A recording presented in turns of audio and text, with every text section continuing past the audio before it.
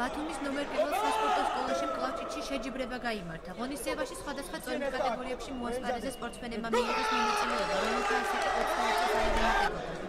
შეჯიბრში გამარჯვებულები შემდეგ ეტაპზე თბილისში გამართულ ჩემპიონატში მიიღებენ მონაწილეობას.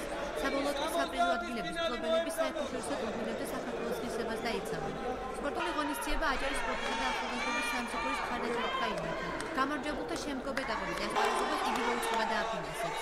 ეს არის აჭარის პირველობა, აქ დაკომპლექტებია აჭარის ნაკრები პირველი ნომრები ახალგაზრდებში 21 წლის ჩათვლით და გოგონებში დიდებში. 9 მარტს გაიმართება საქართველოს ჩემპიონატი. თქვენ ხედავთ რომ რა დაძაბული ორთაბრძოლებია, საკმაოდ პროფესიონალები არიან უკვე ბათუმში მკლავჭიდელები. ძალიან მოხარული ვარ ჩემპიონი გავხდი. უკვე 3 წელია ამ სპორტს მივდივ და ძალიან დიდი წარმატებები მაქვს. საქართველოს პრიზიორი ვარ რავალი, აჭარის რავალი პრიზიორი ვარ და ჩემპიონი ვარ და რა ვიცი, არ ველოდი ძალიან ნამდვილად გამარჯვებას. კი, როგორ არა ვაპირებ. ეხლა სექტემბერში მსოფლიოზე ვაპირებ გასვლას და ნახოთ. მედია მოიქებ.